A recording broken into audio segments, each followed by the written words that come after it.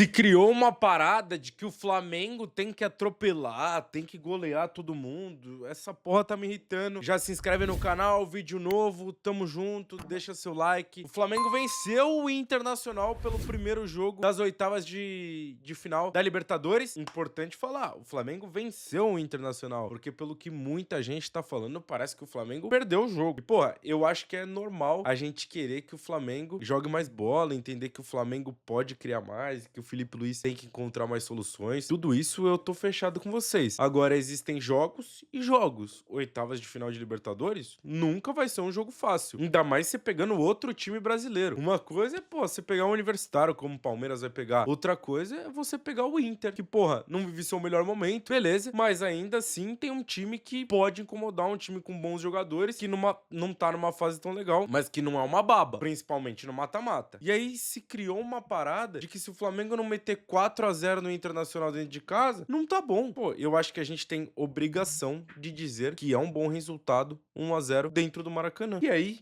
a gente parte desse ponto e aí discute a bola jogada pelo Flamengo, que pode criar mais soluções, que é um time que ainda tem sido muito pobre na criação, que não tem tido tantas chances de gol claro assim. Mas, pô, o primeiro tempo que o Flamengo fez ontem contra o Inter, ele é muito bom. Ele é de massacre, de pressão, de 75% de posse de bola, de controle de jogo, de abafar o Inter lá atrás, o Inter não conseguir sair, e um segundo tempo mais abaixo. Aí, pra mim, é o grande problema, assim, né? O grande ponto a ser discutido, que é o segundo tempo cair demais do Flamengo. Tem caído demais nos últimos jogos. Não foi uma exclusividade do jogo de ontem o Flamengo cair de rendimento no segundo tempo. Eu não quero que o Flamengo faça o jogo inteiro como faz nos primeiros tempos, geralmente. Porque é muito difícil você manter isso. Mas não pode cair tanto, porque vai ter algum jogo que o Flamengo não vai conseguir fazer gol no primeiro tempo, e aí vai sofrer pra jogar, mano. Vai sofrer pra jogar no segundo. Só que a gente tá indo pra uma linha de que esse 1-0 não é bom resultado. Porra,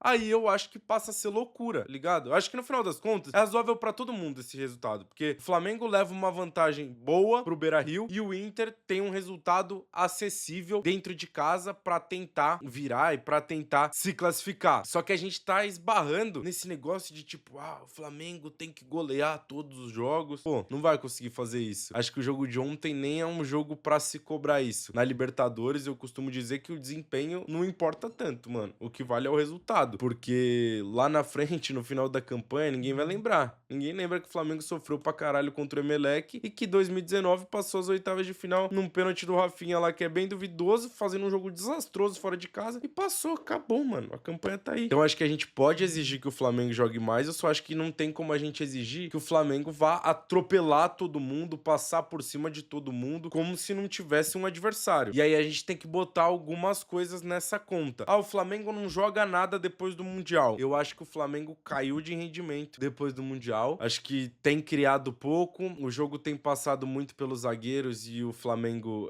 tem sofrido na criação, principalmente quando não tem o Arrascaeta, e ontem foi o caso, né, que não tinha o Arrascaeta porque o Arrascaeta tava suspenso. Mas a gente tem que pensar que o Flamengo perdeu o seu lado direito inteiro também. O Flamengo perdeu o Wesley, o Flamengo perdeu o Gerson, que talvez fosse o principal jogador do time. Pô, isso tem que entrar na conta, gente. Vendeu, trouxe peças novas.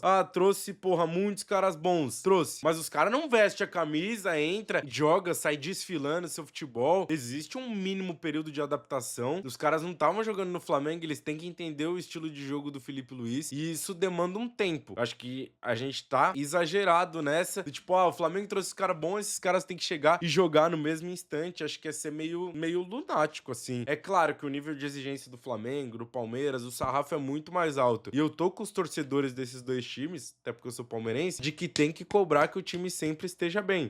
Mas o Flamengo, apesar de ter um desempenho um pouquinho abaixo, ele tá vencendo em vários jogos, convencendo. Vai ter que melhorar sua produção ofensiva, o Felipe Luiz vai ter que encontrar soluções melhores, mas o Flamengo passou por um período em que trocou algumas peças do seu time titular e que vai demorar um pouquinho pra encaixar. Por exemplo, eu acho que se o Saúl não jogar de segundo homem no meio de campo, a janela do Flamengo, ela não foi tão boa assim. A partir do momento que você joga uma oitavas de final de Libertadores, um Alan no meio campo, cara, eu acho que falta uma peça do nível do time do Flamengo ali. O Pulgar tá machucado, não vai voltar, não sei se estavam contando com isso, mas a lesão dele é um pouco mais séria. E o Everton Araújo também é um cara que, pode até te entregar defensivamente, mas com bola é um cara que não vai te agregar tanto assim. Então, Alan e o Everton Araújo, a posição de segundo volante do Flamengo, eu acho que ela tá abaixo. E aí, pô, se o Saul não vai jogar ainda também, ele tem um período de adaptação, aí eu acho que o Flamengo precisa buscar um outro cara pra esse meio de campo. A gente vê um Samuel Lino, que é um cara com muita personalidade, também encaixando no time titular. Aos poucos, ele não vai fazer todos os jogos como ele fez contra o Galo logo de cara, que ele entrou no segundo tempo e tal. Precisa manter uma regularidade, mas aos poucos ele vai se encaixar, ele vai ser importante. E aí o Flamengo também tem o Bruno Henrique, que é um cara muito decisivo, né? Há muitos e muitos anos o Bruno Henrique consegue decidir jogos pro Flamengo. Pô, então tem vários pontos que eu falei aqui nesse vídeo. O Flamengo construiu um resultado muito interessante, velho. Muito interessante. O Flamengo só perdeu uma vez por 2 gols de diferença nessa temporada. E vocês sabem pra quem foi? Pro Bayern de Munique. Desde que o Felipe Luiz assumiu o comando do Flamengo, o Flamengo só perdeu 2 vezes por 2 gols de diferença. Uma pro Fluminense e outra pro Bayern. Então, querendo ou não, é uma vantagem considerável. Não acho que o Flamengo produziu pra golear ontem, mas poderia ter feito mais gols. Teve a bola do Luiz Araújo, que o Rocher fez uma puta defesa no primeiro tempo. E teve a outra bola do Luiz Araújo, que o Rocher fez uma boa defesa no segundo, que aí podia ter saído com 2-0 no placar, mas eu não acho que 1-0 tenha sido um resultado ruim. Bem longe disso. Você levar a vantagem de dentro de casa pra você decidir fora, podendo empatar ou podendo até perder um gol pra levar pros pênaltis, eu acho que é uma vantagem razoável. Acho que esse Flamengo vai encaixar, tá? Acho que esse Flamengo vai encaixar. Mas aí tem um outro ponto também, que não pode ser eliminado da Libertadores. Aí, porra, eu não acho que dá pro Flamengo ser eliminado em Copa do Brasil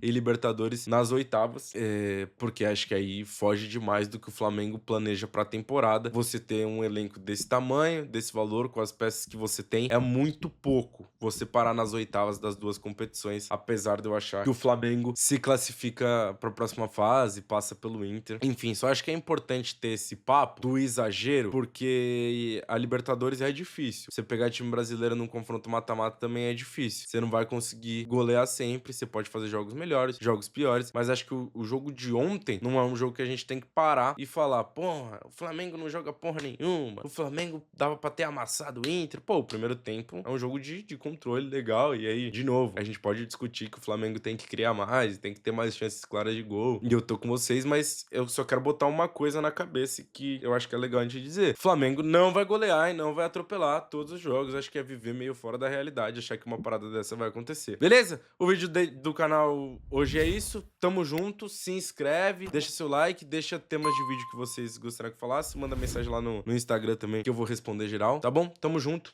beijo pra vocês, fui.